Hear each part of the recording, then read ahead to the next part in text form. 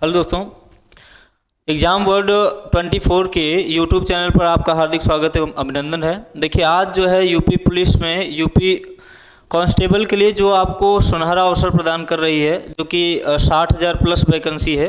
तो अगर देखा जाए तो आप इसमें अच्छे से अच्छी तैयारी करके अच्छे मार्क ला करके और अपनी तैयारी को बेहतर कर सकते हैं, और इससे अच्छा अवसर नहीं होगा आपके पास जो कि सिलेक्शन पाने के लिए। तो देखिए, आज जो मैथ्स की क्लास है, आज जो है मैथ की क्लास है, इसमें सबसे पहले हम लोग बेसिक चीज़ सीखेंगे कि इसमें क्या क्या पूछा जाता है। देखिए भैया, कोई भी एग्ज़ाम की तैयारी करने से पहले आपको ये पता होना चाहिए कि उसका सिलेबस क्या है। देखिए, विदाउट सिलेबस नहीं पढ़ना है, बिल्कुल जो सिलेबस है सिलेबस के हिसाब से आपको अगर पढ़ेंगे तो आप उसमें से कितना आपको कवर करना है, कितना पढ़ना है, वो भी आपको पता होना चाहिए। और एग्ज़ाम के बेस को पकड़ करके हमेशा तैयारी करना चाहिए। नहीं तो कहीं ना कहीं कुछ स्टूडेंट ऐसे भी बेचारे होते हैं जो कि पढ़ लेते हैं, ज़्यादा एक्स्ट्रा कवर कर लेते हैं, उनको समय में एडजस्ट करने में भी दिक्कत होती है और वो नहीं कर पाते हैं। तो आपको उतना ही पढ़ना है जितना आपका सिलेबस में है। तो देखिए, आज की जो क्लास है, जो कि पहली क्लास है मैथ की, तो सबसे पहले हम आपको क्या करेंगे, इसमें पहले आपको यूपी पुलिस का ये सिलेबस क्या है, मैथ में सिलेबस बताएंगे। उसके बाद जो भी होगा हम रेशियो एंड प्रपोर्शन के बारे में भी यहाँ से देखेंगे। देखिए, ये जो है सबसे पहले अगर बात करते हैं तो जो पहला टॉपिक है यहाँ से यूपी पुलिस की दृष्टि से अगर देखा जाए तो अनुपात एवं समानुपात, रेशियो एंड प्रपोर्शन, इसमें आपको कम से कम 6 से 7 क्वेश्चन देखने को मिल जाएंगे भैया, 6 से 7 क्वेश्चन देखने को मिल जाएंगे। उसके बाद यहाँ से वर्ग एवं वर्गमूल, यहाँ से भी आपको जो है कम से कम 4 से 5 क्वेश्चन देखने को मिल जाएंगे। यहाँ पर घातांक एवं करनी से भी आपको कम से कम 3 से 4 क्वेश्चन देखने को मिल जाएंगे। नंबर सिस्टम से कम 5 से 7 क्वेश्चन मिलने वाले हैं, 5 से 7 क्वेश्चन मिल जाएंगे नंबर सिस्टम से, ठीक है, 5 से 7 क्वेश्चन मिल जाएंगे। कुल मिलाकर के इसी तरीके से इनका दायरा है। और अगला जो टॉपिक है आपका सरलीकरण, सिंप्लीफिकेशन के भी बहुत सारे क्वेश्चन देखने को मिलते हैं, और दशमलव और भिन्न के भी क्वेश्चन हैं। उसके बाद लघुत्तम और महत्तम समापवर्तक का परसेंटेज का है, और यहाँ से क्या आएगा, लाभ और हानि। तो यहाँ पे प्रॉफिट एंड लॉस से भी क्वेश्चन ज़्यादा आता है। देखिए, अब देखेंगे ये 10वां टॉपिक क्या है, simple interest and compound interest, साधारण ब्याज एवं चक्रवृद्धि ब्याज। उसके बाद 11वां प्रश्न जो है, 11वां जो आपका टॉपिक है वो साझेदारी है, और 12वां जो है वो क्या है, औसत है। 13वां क्या है, यहाँ से समय एवं कार्य है। अगला टॉपिक है समय और दूरी, और अगला टॉपिक है सारणी एवं ग्राफ, ठीक है। और आपका जो अगला है वो क्षेत्रमिति, जिसे मेंसुरेशन कहा जाता है, मेंसुरेशन, ओके, ठीक है। और अगला जो है यहाँ से क्या है, बीजगणित, ठीक है, अलजेब्रा जो है, अंकगणितीय संगणना एवं विश्लेषणात्मक कार्य, ठीक है। और 18वां जो सिलेबस है आपका, 18वां जो टॉपिक है वो है विविध, और 19वां है जो सरलीकरण है। इतने टॉपिक आपको कवर करना है। तो बारी बारी से इस चैनल के माध्यम से आपको हर एक मटेरियल पूरी तरीके से एकदम व्यवस्थित करके मिलेगा। तो क्लास को सबसे पहले आप लोग क्या करेंगे, अपने दोस्तों तक शेयर कर देंगे, ताकि उन्हें भी एक बेहतर कंटेंट मिल सके और वो भी अपनी तैयारी को अच्छे से प्रिपेयर कर सके। और चलिए, बिना समय को खर्च किए हुए हम लोग यहाँ से देखते हैं। पहले कुछ इसका कंसेप्ट देख लीजिए, कंसेप्ट क्या है। जैसे भैया देखिए, यहाँ पर अगर बात करेंगे तो आपको दोनों तरीका मैं बताऊंगा। सबसे पहले यहाँ से बेसिक लेवल क्या होता है, बेसिक तरीके से भी आप प्रश्न को कर सकते हैं, और हायरली तरीके से भी उसे कर सकते हैं, ट्रिक के माध्यम से भी कर सकते हैं। लेकिन कंसेप्ट अगर आपका क्लियर रहेगा तो निश्चित रूप से आप क्या कर पाएंगे, उसको आराम से 10 सेकंड 15 सेकंड में सवाल को बना सकते हैं। सबसे पहली बात यह है कि ज़रूरी क्या होनी चाहिए, आपकी स्किल डेवलप होनी चाहिए। देखिए, बहुत सारे स्टूडेंट होते हैं कि उनको क्वेश्चन तो आता है, बट उनकी स्किल इतनी भी बेहतर नहीं हो पाती कि वो क्वेश्चन को जल्दी से कर पाएँ। सबसे बड़ी समस्या यहीं पर होती है कि वे मैथ के क्वेश्चन में समय ज़्यादा लगा लेते हैं और वो बाद में उनको टाइम कम पड़ जाता है, इस तरीके से होता है। तो देखिए, यहाँ से रूल फर्स्ट क्या है, यदि 2 संख्याएं भैया यदि दो संख्याएं a अनुपाते v के अनुपात में हों तो उनमें किसी संख्या से गुणा या भाग करने पर उनके मान में कोई परिवर्तन नहीं आता है। अब चलिए विथ एग्जाम्पल के तरीके से समझिए। जैसे मैंने लिखा यहाँ पर लिखा 5/4। रेशियो आपको पता है कि हमेशा अनुपात जो है बटे का कार्य करता है, वो फ्रैक्शन में होता ही है। तो यहाँ पर अगर मैं कोई किसी भी एक संख्या से, यहाँ पर किसी भी संख्या से मैं क्या करूँ, मल्टीप्लाई करूँ, ठीक है, किसी भी संख्या से मैं मल्टीप्लाई करता हूं तो यहाँ पर उसके मान में कोई भी डिफरेंस नहीं आएगा, कोई भी परिवर्तन नहीं आएगा। बात को समझिए, अगर इसे डिवाइड करेंगे तो उनका फ्रैक्शन फिर से 5 रेशियो कितना बन जाएगा, 4 बन जाएगा, ठीक है ना, फिर से बन जाएगा इसका 5 रेशियो 4 बन जाएगा। क्लियर है यहाँ से? तो हमने यहाँ पर बताया कि अगर कोई भी दो नंबर हैं जो कि रेशियो में हैं, अगर रेशियो में हैं तो उनमें किसी भी संख्या से गुणा या भाग करने पर या डिवाइड करेंगे तो भी उसके मान में कोई परिवर्तन नहीं आएगा, ठीक है। चलिए यहाँ पर जैसे मान लीजिए कि हमने लिखा 7/3 और 7/3 में अगर मैं यहाँ से डिवाइड कर दूँ 3 और इसमें भी 3 से डिवाइड कर दूँ, इसमें भी 3 से अगर डिवाइड कर दूं तो इसके मान में कोई भी परिवर्तन नहीं आएगा, ठीक है। चलिए अगला कॉन्सेप्ट हम लोग देखते हैं। देखिए सबसे ज़रूरी चीज़ क्या होती है, कंसेप्ट आपको क्लियर होना चाहिए। अगर कंसेप्ट क्लियर है तो आराम से कर पाएंगे, ठीक है। हाँ भैया, कमेंट करके ज़रूर बताइएगा कि आपको क्लास कितनी बेहतर लगी, कितनी अच्छी लगी। कमेंट करेंगे तो हम अगली क्लास जो लेकर आएंगे वो और बेहतर तरीके से समझाने की कोशिश करेंगे।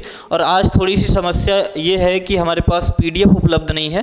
पीडीएफ होता तो ज़्यादा बेहतर होता, लेकिन हमने फिर भी मेहनत किया है, मेहनत करके हमने बोर्ड पर क्वेश्चन लिखे और कराने की भरपूर कोशिश रहेगी कि अच्छे तरीके से आप सीख पाएँ। चलिए दूसरा कंसेप्ट क्या है, दूसरा कंसेप्ट ये है कि यदि दो संख्याएँ क्रमशः ए कामा बी हों, ए और बी हों तो उनका मध्यानुपाती कितना होगा। मध्यानुपाती क्या होता है, ध्यान से सुनिए। पहली बात तो इसका डायरेक्ट फार्मूला क्या होता है, √AB। बहुत बार ये प्रश्न पूछा गया है, बहुत बार प्रश्न पूछा गया है, यहाँ तक कि देखा जाए एसएससी वगैरह में भी बहुत बार ये रिपीट हुआ है, ठीक है। ये तो बिल्कुल आपको छोड़ के जाना ही नहीं है। चलिए तो जैसे मान लीजिए कि अगर हम इसका कंसेप्ट देखना चाहें, मध्यानुपाती कह रहा है तो यहाँ पर क्या है भैया, यहाँ पर दिया है ए और बी का रेशियो दिया है, तो मध्यानुपाती निकालना है तो आपको क्या करना है, यहाँ से ए रेशियो एक्स, यहाँ पर क्या करेंगे x, फिर x रेशियो क्या हो जाएगा b, इस तरीके से करेंगे, ठीक है। अगर इसको आप चेंज करना चाहते हैं, इसको बदलेंगे तो क्या हो जाएगा, a/x हो जाएगा। समानुपात को हम बराबर कर सकते हैं और यहाँ पर हो जाएगा x/b, ठीक है। चलिए यहाँ से अगर इनका मल्टीपल करेंगे तो क्या हो जाएगा मेरे भाई, x² बराबर क्या हो जाएगा, ab हो जाएगा। और यहाँ से अगर स्क्वायर हटा दीजिए तो उधर लग जाएगा स्क्वायर रूट क्या हो जाएगा, ab हो जाएगा। बोलिए समझ में आया। सबसे पहले हमने क्या देखा, यहाँ पर क्या है मेरे पास a रेशियो x और यहाँ पर जो है फिर x रेशियो b। तो हम इसे कन्वर्ट करेंगे फ्रैक्शन में तो a/x हो जाएगा इक्वल टू x/b। यहाँ से इनका यहाँ पर मल्टीपल करेंगे तो क्या हो जाएगा, x² इक्वल टू कितना हो जाएगा, ab। और यहाँ से जब इसका वर्ग हटाएंगे तो रूट लग जाएगा, ठीक है। इस पर बेस एक सवाल देखिएगा, यहाँ पर दिखेगा सवाल। जैसे मान लीजिए कि यहाँ पर सवाल है, क्वेश्चन देखिए, यहाँ पर क्वेश्चन क्या कह रहा है, ध्यान से सुनिएगा। क्वेश्चन कह रहा है कि यदि दो संख्याएं क्रमशः 4 एवं 9 हैं, यानी 4 एवं 9 हैं, तो इसका मध्यानुपाती कितना होगा। तो अगर मध्यानुपाती करना होगा तो यहाँ पर आप क्या कर सकते हैं, √4 × 9 कर सकते हैं। अगर आपको कंसेप्ट क्लियर है तो यहाँ पर ऐसे भी आप लिख सकते हैं, 4 का वर्गमूल कितना होगा 2 और 9 का वर्गमूल कितना होगा मेरे भाई 3 होगा। तो मल्टीपल कर लेंगे तो कितना आ जाएगा, 6 आ जाएगा। हालांकि यहाँ पर जब करेंगे तो इसका भी मल्टीपल करके निकाल सकते हैं, 9 चौक 36 बराबर कितना हो जाएगा, 6 आ जाएगा, ठीक है। चलिए ठीक है, ओके। एक बार हाँ ठीक है ठीक है। चलिए अगला देखिए, यहाँ से अगर हम बात करते हैं अगले कंसेप्ट की, जैसे मान लीजिए, चलिए यहाँ से अगर हम क्वेश्चंस की बात करते हैं, जैसे मान लीजिए कि कोई संख्या दे दे, यहाँ पर संख्या दे दे 9 और 25, 9 और 25 दे दे और कह दे कि इसका मध्यानुपाती कितना होगा, तो आप कितना बताएंगे भाई, कितना बताएंगे? 9 का वर्गमूल कितना होगा? 3, और 25 का वर्गमूल कितना होता है? 5। तो कितना हो जाएगा मेरे भाई? 15 आ जाएगा। हालांकि आप इस तरीके से भी कर सकते हैं, लेकिन कोई मतलब है नहीं। यहाँ पर 9 × 25 करेंगे, इनका वर्गमूल निकालेंगे, ठीक है। तो बेहतर तरीका ये है, देखिए हमने आपको बताया ना कि आप क्या कर सकते हैं, आपकी स्किल डेवलप होनी चाहिए, स्किल करने का तरीका बेहतर होना चाहिए। आप जितने बेहतर तरीके से करेंगे, जितना कम समय लेंगे ना कंपटीशन में, उतना ही आगे रहेंगे, ठीक है। चलिए तो यहाँ से अगला कंसेप्ट देख लेते हैं हम लोग, तीसरा कंसेप्ट, ठीक है ना। देखिए ये बहुत बेहतरीन कंसेप्ट है अगर रेशियो एंड प्रोपोर्शन की दृष्टि से देखा जाए, कि इन पर क्वेश्चन बनते ही बनते हैं। हालांकि तैयारी करने वाले को ये चीज़ें तो एकदम याद हो जाती हैं। बहरहाल देखिए, कह रहा है कि यदि तीन संख्याएं क्रमशः A B C हों तो उनका चतुर्थानुपाती क्या होगा, ठीक है। उनका चतुर्थानुपाती क्या होगा, तो यहाँ से होगा x बराबर BC/A। देखिए कैसे करेंगे, यहाँ पर चतुर्थानुपाती पूछ रहा है तो A अनुपाते हम क्या लिख सकते हैं? B लिख सकते हैं। फिर लिख सकते हैं यहाँ से समानुपात का चिन्ह लगाइएगा, फिर लिखेगा C और फिर यहाँ पर लगाइएगा अनुपात कितना? x। चतुर्थानुपाती कह रहा है तो इसमें जो है चौथा भी तो आना चाहिए यहाँ से, ठीक है। चलिए अगर यहाँ से हम बात करते हैं तो यहाँ से पूछ रहा है तो किस तरीके से करेंगे, फ्रैक्शन में कन्वर्ट कीजिए तो भाई कितना बनेगा? A/B = C/x बनेगा। चलिए तो यहाँ से हम क्या करेंगे, अगर यहाँ पर मल्टीपल कर लीजिए इस तरीके से तो कितना हो जाएगा? देखिए मल्टीपल कर लेंगे तो क्या आ जाएगा? Ax = इसका तिर्यक गुणा करेंगे तो क्या हो जाएगा? BC, और x बराबर क्या हो जाएगा? BC/ कितना हो जाएगा? A हो जाएगा। बोलिए समझ में आया? ठीक है, तो BC/A हो जाएगा। जैसे मैंने यहाँ पर बोल दिया कि एक सवाल जैसे दिया मैंने कि यहाँ पर तीन संख्याएं 4, 3 और 5 हैं, 4, 3 और 5 हैं, तो इनका चतुर्थानुपाती कितना होगा? चतुर्थानुपाती कितना होगा? चतुर्थानुपाती बताने के लिए यहाँ पर अगर ये पूछ रहा है तो हमने अभी आपको कंसेप्ट क्या बताया कि ये क्या है? A है, ये क्या है? B है, ये क्या है? C है। तो अगर चतुर्थानुपाती निकालना होगा तो आप क्या करिए, इन दोनों का मल्टीपल कर लीजिए, ठीक है ना।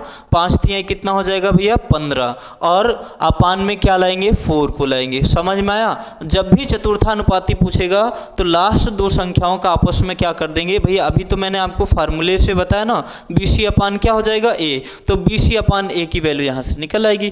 क्लियर हुआ? चलिए एक क्वेश्चन है जिसको हम लिख दे रहे हैं, कमेंट करके आप लोग बताइएगा। 4, 5 और 8, 4, 5, 8 का चतुर्थानुपाती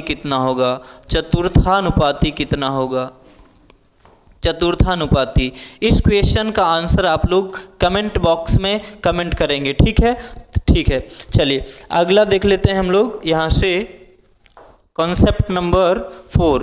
कॉन्सेप्ट नंबर 4 क्या कहता है? कॉन्सेप्ट नंबर 4 हमने यहाँ पर यदि दो संख्याएं क्रमशः A व B हों तो उनका तृतीयानुपाती कितना होगा? तृतीयानुपाती। यहाँ पर फार्मूला डायरेक्ट क्या होता है? x बराबर B²/A, ठीक है। x = B²/A। अगर इसे फाइंड करना हो तो आप कैसे निकाल सकते हैं? देखिए जैसे यहाँ पर मैंने लिखा A, यहाँ पर A है, रेशियो क्या लगा सकते हैं? B।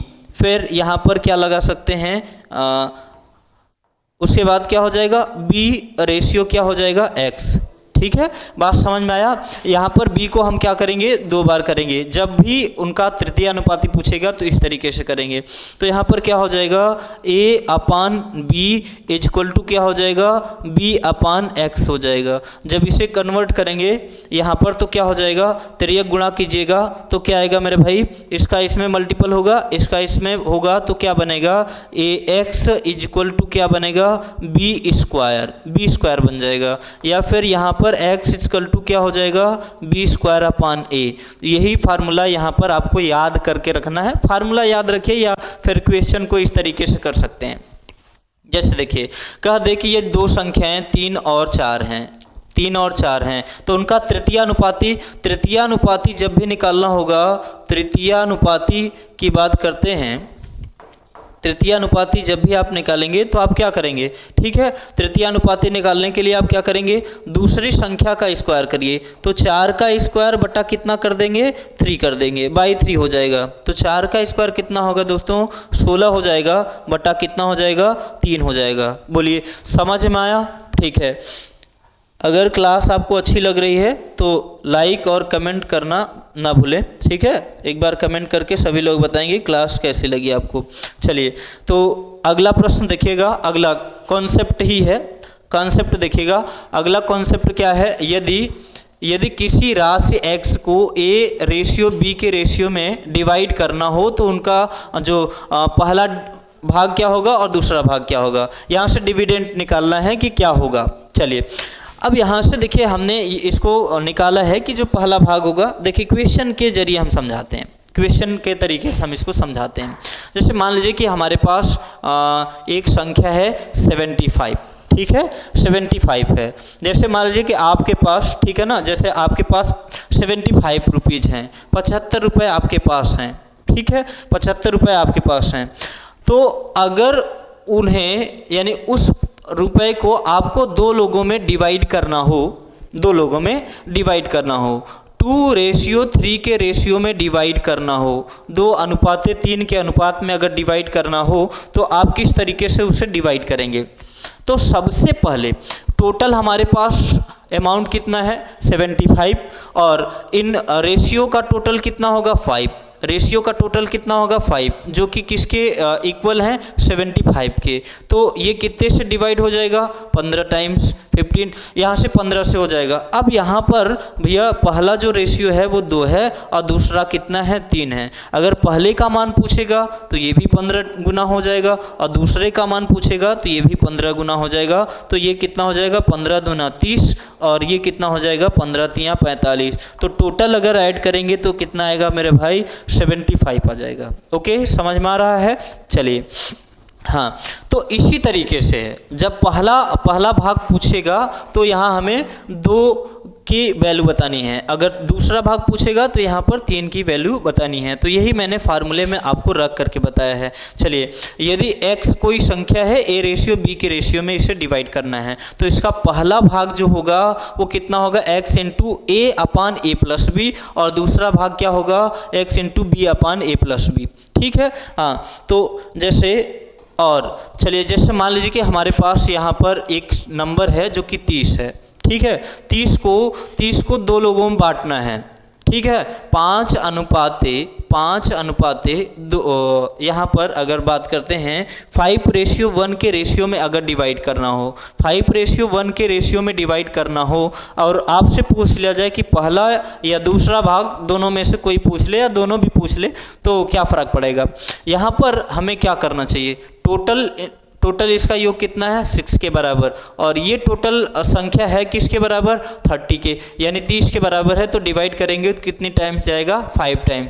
तो पहला जो नंबर होगा वो उसमें 5 से मल्टीपल करेंगे तो कितना आएगा, 25, और दूसरा जो मल्टीपल होगा वो 5 से करेंगे तो कितना आ जाएगा, 5 ही आ जाएगा। तो अगर दोनों का प्रोडक्ट देखेंगे टोटल कितना बन रहा है, तो 30 बन रहा है, ठीक है।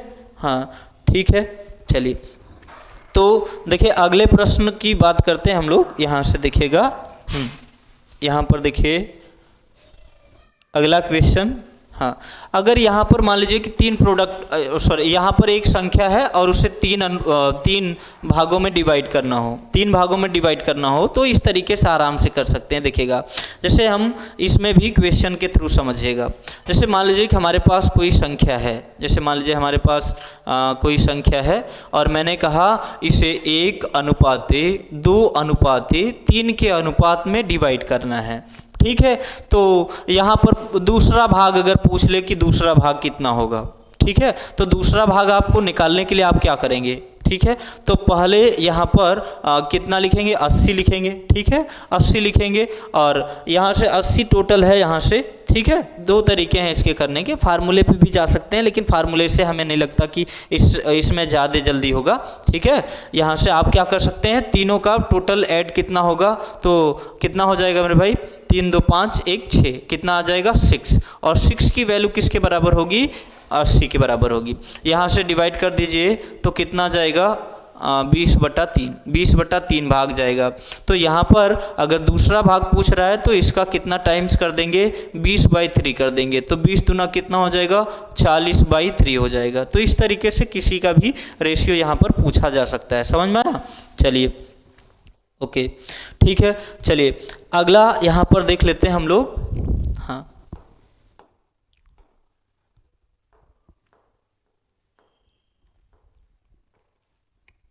चलिए, तो इस तरीके से प्रश्नों को आराम से आप बना सकते हैं। चलिए यहाँ पर देखिए प्रश्न क्या कह रहा है, प्रश्न कह रहा है यदि दो संख्याएं क्रमशः 5 एवं 7 हों तो उनका तृतीयानुपाती कितना होगा। अब देखिए, मैंने अभी आपको तृतीयानुपाती का कंसेप्ट बताया भी, और इसमें आप तृतीयानुपाती को एक सवाल भी मैंने करके बताया है कि तृतीयानुपाती क्या होगा, किस तरीके से करते हैं। जब तृतीयानुपाती पूछेगा आपको याद रखना भी है, आपको याद रखना है जब भी मध्यानुपाती कहेगा, ठीक है, जब भी मध्यानुपाती कहेगा तो आपको क्या कर देना है, √AB। ठीक है, बोलिए, मध्यानुपाती में क्या करोगे, √AB। और यहाँ पर जब भी पूछेगा आपको इस तरीके से तृतीयानुपाती पूछेगा तो आप क्या करेंगे, तृतीयानुपाती क्या होता है, फार्मूला V²/A, अर्थात यहाँ पर 7 का स्क्वायर कितना होगा भाई, 49 होगा। 7 का स्क्वायर कितना हो जाएगा, 49/5। अभी देखिए, मैं आपको एकदम बेसिक छोटे छोटे लेवल से लेकर के चल रहा हूँ। ठीक है, तो यहाँ पर जब एकदम बेसिक छोटे छोटे तरीके से चलेंगे तो ज़्यादा बेहतर होगा। हाँ, तो कुछ लोग चाह भी रहे होंगे कि हाई कॉन्सेप्ट वाला क्वेश्चन आ जाए, बड़े बड़े क्वेश्चन आ जाए, वे भी क्वेश्चन होंगे, लेकिन मेरे भाई मैं ये चाहता हूँ कि आप लोग पहले थोड़ा सा कंसेप्ट को क्लियर कर लीजिए। कंसेप्ट क्लियर रहेगा तो चाहे जितना बड़ा क्वेश्चन आ जाए कोई भी फर्क नहीं पड़ने वाला है। चलिए, जैसे यहाँ पर कह रहा है, क्वेश्चन क्या कर रहा है, यदि तीन संख्याएं क्रमशः 2, 3 एवं 5 हों तो उनका चतुर्थानुपाती क्या होगा। चतुर्थानुपाती जब निकालते हैं, चतुर्थानुपाती निकालने के लिए देखिए हमने यहाँ पर आपको कंसेप्ट इसका भी सिखाया है। यहाँ पर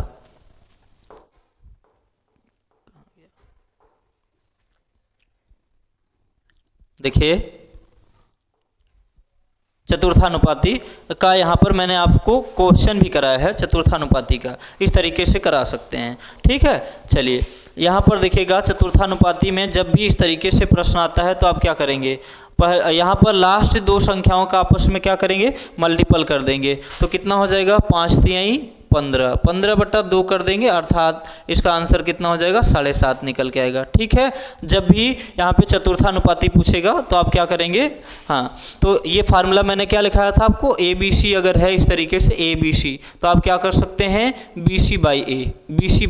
ठीक है, तो BC मतलब 3 और 5 का मल्टीपल करेंगे तो 5 तिहाई 15 बटा कितना हो जाएगा, 2 हो जाएगा। ठीक है, चलिए आप देखिए यहाँ से, अब जैसे मान लीजिए कि अगला प्रश्न क्या कह रहा है, प्रश्न कह रहा है कि यदि 675 रुपये में 675 रुपये को A और B में 5:4 के अनुपात में विभक्त करना हो तो B का भाग कितना होगा। B का भाग देखिए, यहाँ पर कंसेप्ट के तरीके से भी इसे कर सकते हैं। ठीक है, कंसेप्ट के तरीके से भी इसे किया जा सकता है, लेकिन जब इस तरीके का प्रश्न आए तो आपको क्या करना है, आपको जल्दी करना है। ठीक है ना। प्रश्न को कितना जल्दी क्लियर करें, कितना जल्दी बनाएं, ताकि वो उसमें ज़्यादा समय ना लगे, हमको समय को बचाना है। ठीक, तो यहाँ पर जब वो ये पूछ रहा है कि b का भाग कितना होगा, तो हम चले जाएंगे कि b का रेशियो है कितना। b का रेशियो कितना है 4। तो यहाँ पर देखिए सबसे पहले अगर आपको देखना है, ऑप्शन के थ्रू देखना है, तो 4 से डिवाइड कौन हो रहा है, क्या ये डिवाइड हो रहा है, क्या ये दोनों डिवाइड हो रहे हैं, नहीं, तो ये डिवाइड नहीं हो रहा है। 4 से डिवाइड कौन हो रहा है, 300 हो रहा है, तो 300 इसका एकदम राइट आंसर होगा। ठीक है, इस तरीके से प्रश्न पूछे जाते हैं, जबकि उसको करने की कोई आवश्यकता नहीं है। लेकिन अब कंसेप्ट के तरीके से अगर इसे करना चाहते हैं तो आराम से कर भी सकते हैं। देखिए हमने बताया ना अभी आपको, तो 675 को जैसे डिवाइड करना है, 675 को डिवाइड करना है किस में, 4 और 5 में, तो 4 और 5 टोटल मिला करके कितना हो जाएगा, 9 के इक्वल हो जाएगा। तो कितने टाइम्स हो जाएगा, यहाँ पर आ जाएगा कितने बार, 75 टाइम्स, 75 बार आ जाएगा भैया। और 75 बार आ रहा है तो एक की वैल्यू 75 है, तो यहाँ हमको कितने की वैल्यू बतानी है, 4 की वैल्यू। तो 75 चौका कितना हो जाएगा मेरे भाई, कितना हो जाएगा, 300। चलिए, आई होप कि ये कंसेप्ट आपको समझ में आया होगा। ठीक है, हाँ, यहाँ पर ये क्लियर आपको समझ में आ रहा है। हाँ चलिए, तो 5 और 4 का जो योग होगा वो कितना होगा, 9 के बराबर होगा। और 9 का कितने मल्टीपल है, 75, 75 बार है। तो 75 का डिवाइड करेंगे 4 में तो कितना आ जाएगा, 300 आ जाएगा। ठीक है, चलिए अगला देख लेते हैं। हाँ, ये भी बहुत बार प्रश्न पूछा गया है। ठीक है, कांस्टेबल की दृष्टि से अगर देखा जाए तो ये फेवरेट क्वेश्चन रहा है कांस्टेबल का। देखिए, जब भी इस तरीके से लिखा गया हो कि A रेशियो B की कुछ वैल्यू दी जाए, जैसे 3:4 दे दी जाए, और फिर यहाँ पर B रेशियो C दे दिया जाए 5:7, और C रेशियो D दे दिया जाए 8:9।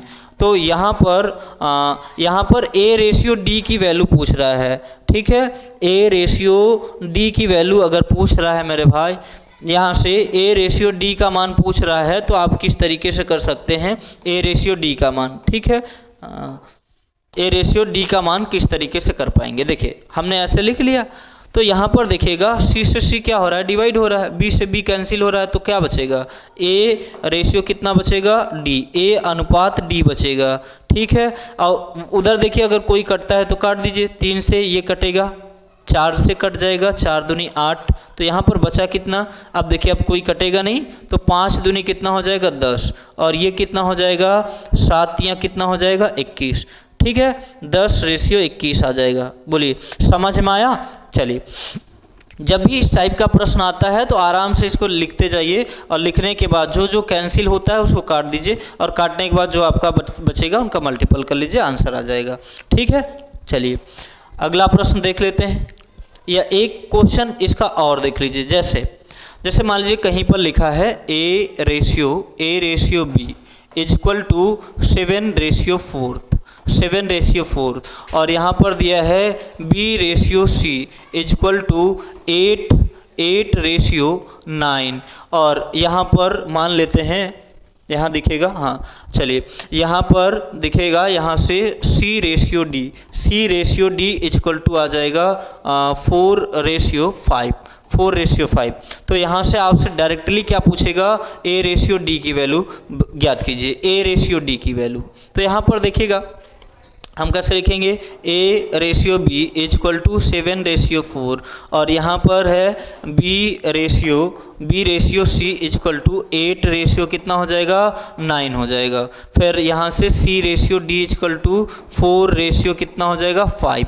चलिए यहाँ से देखिए C से C डिवाइड हो रहा है, B से B कैंसिल हो रहा है, तो क्या बचेगा आपके पास, A रेशियो D बचेगा। और इधर से देखिए कोई कैंसिल हो रहा है, यहाँ से 4 से 4 डिवाइड हो रहा है, बिल्कुल हाँ। तो अब क्या बच रहा है ये आपको लिखना है, तो कितना हो जाएगा, 7 कितना हो जाएगा भैया, 56, और यहाँ से अनुपाते कितना बचेगा, 9×5 = 45। ठीक है, 56:45 हो जाएगा, 56:45।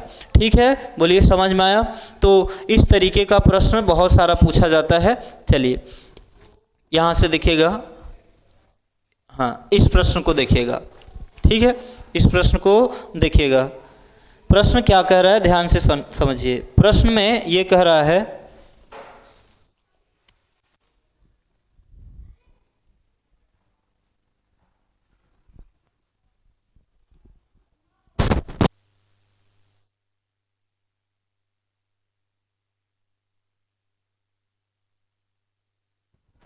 हाँ ठीक है, हाँ वॉइस आ गई, ठीक है। चलिए देखिए, यहाँ पर अगर हम कहेंगे कि यहाँ पर इस तरीके से प्रश्न दिया है 2a equal to 3b equal to 4c, तो कह रहा है कि a ratio b ratio c की वैल्यू निकालिए। तो सबसे पहले जब इस तरीके से क्वेश्चन देता है तो आपको करना क्या है, यहाँ पर 2, 3 और 4 इन संख्याओं का जो ये डिजिट आपको दिया गया है, इसका क्या करना है, आपको एलसीएम करना है। तो 2, 3 और 4 का एलसीएम करेंगे तो कितना आ जाएगा, कितना आ जाएगा भाई, कितना आ जाएगा 12। इसका आंसर कितना हो जाएगा, 12 हो जाएगा। तो अब 2 से डिवाइड करेंगे, 2 से डिवाइड करेंगे तो कितना बार जाएगा, 6 बार। और 3 से डिवाइड करेंगे तो कितना बार जाएगा, 4 बार। और 4 से डिवाइड करेंगे तो कितना बार जाएगा, 3 बार। तो ये इसका बिल्कुल राइट आंसर हो जाएगा 6:4:3। बोलिए समझ में आया। चलिए एक प्रश्न मैं और लिख देता हूँ, 3a इजक्वल टू यहाँ पर 2b इजक्वल टू यहाँ से 8c ले लीजिए। तो अब यहाँ से अगर a, b और c का रेशियो निकालना हो तो आप किस तरीके से निकाल पाएंगे। तो हमने कहा ना कि यहाँ पर आप क्या कर सकते हैं, इनका एलसीएम ले लीजिए। 3, 2 और 4 का एलसीएम ले लीजिए तो कितना आ जाएगा एलसीएम, यहाँ पर एलसीएम कर सकते हैं, जी हाँ एलसीएम कर लीजिए तो आराम से आ जाएगा, ठीक है। चलिए अगर यहाँ से एलसीएम करेंगे तो कितना आ जाएगा, एलसीएम इसका 24, ठीक है। तो यहाँ से जब एलसीएम कर लेंगे तो 24 आ जाएगा। तो 3 से डिवाइड करिए तो कितना आ जाएगा, 8 बार जाएगा, यहाँ से 3 8 24 हो जाएगा। और यहाँ से आ जाएगा कितना, 12 दूना 24 और 8 3 कितना हो जाएगा भैया, 24। तो इस तरीके से इसका क्या बन जाएगा, रेशियो बन जाएगा। तो आंसर क्या आ जाएगा, 8:12:3, ठीक है। चलिए और देखिएगा, हाँ सबसे शानदार प्रश्न ये है, कह रहा है कि एक 20 लीटर मिश्रण में दूध और पानी का अनुपात 3:1 है।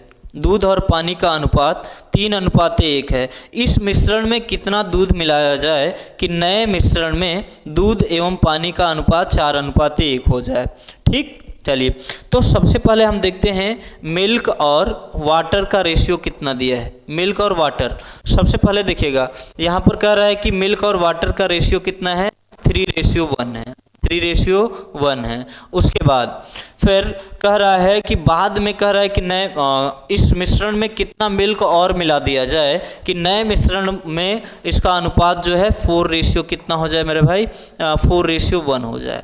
चलिए अब देखिए यहाँ पर जो वाटर है, वाटर तो बढ़ा नहीं रहा है, बढ़ा क्या रहा है, कह रहा है इसमें कितना दूध मिला दिया जाए। तो वाटर का रेशियो तो सेम ही है, वाटर का रेशियो तो सेम है, वाटर मिलाया नहीं जा रहा है। वाटर की क्वांटिटी पे तो कोई प्रभाव नहीं पड़ेगा, जबकि मिल्क की क्वांटिटी पे प्रभाव पड़ रहा है। यहाँ पर देखिए कह रहा है कितना बढ़ा दिया जाए। देखिए पहले 3 था, अब 4 हो रहा है, मतलब कितना बढ़ गया, 1 बढ़ गया। कितना बढ़ गया भाई, 1 बढ़ गया, ठीक है। अब देखिएगा पहले टोटल इसकी मात्रा थी कितनी, 3 और 1 को मिला करके टोटल इसकी मात्रा थी कितनी, 4। लेकिन यह वैल्यू किसके बराबर है, 20 लीटर के, ठीक है ना। यह वैल्यू किसके बराबर है, 20 लीटर के। तो कितना हो जाएगा, कितना गुना है, 4 पंचे 20, 5 गुना है। तो इस संख्या में भी 5 का आपको क्या कर देना है, गुणा कर देना, अर्थात 5 1 जा 5, यानी 5 लीटर आपको क्या करना पड़ेगा, 5 लीटर दूध और मिलाना पड़ेगा। तो इसका अनुपात कितना हो जाएगा, 4:1 हो जाएगा। बोलिए समझ में आया कंसेप्ट। हाँ चलिए अगर हम बात कर लें यहाँ पर, ठीक है।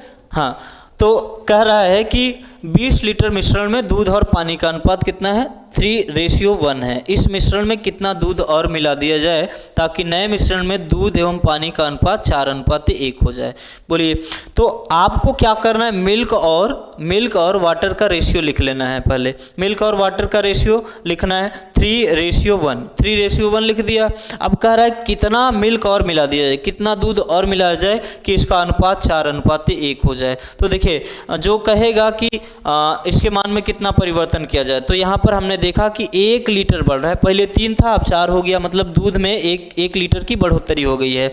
तो यहाँ पर टोटल इसकी वैल्यू होगी कितनी, 4 टोटल, यानी मिल्क और वाटर की टोटल वैल्यू कितनी होगी 4, और 4 की वैल्यू कितनी दी गई है भैया 20 लीटर। तो यहाँ से निकालेंगे कितना टाइम ज़्यादा है, 5 टाइम ज़्यादा है। तो यहाँ पर कितना 1 लीटर मिलाया जा रहा है, तो 1 लीटर में आप 5 का क्या कर देंगे मल्टीपल, अर्थात 5 लीटर और अधिक दूध मिलाएंगे तो इसका रेशियो कितना हो जाएगा 4:1 हो जाएगा।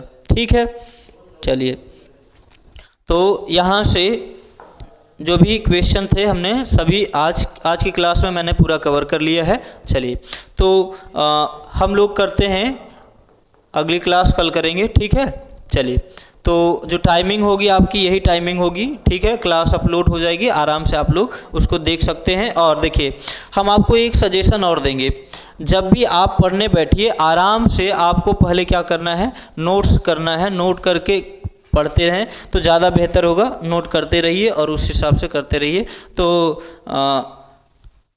ठीक है, चलिए, तो आज की क्लास को यहीं से ख़त्म करते हैं और दोस्तों तक अपने शेयर करना ना भूलें और पूरी क्लास को आराम से देखिएगा और देख करके नोट्स बनाइए। ये पहली क्लास है, कल दूसरी क्लास होगी। इसी तरीके से हर एक टॉपिक को बारी बारी से हम कवर करते जाएंगे। तो धन्यवाद, आज के लिए इतना ही।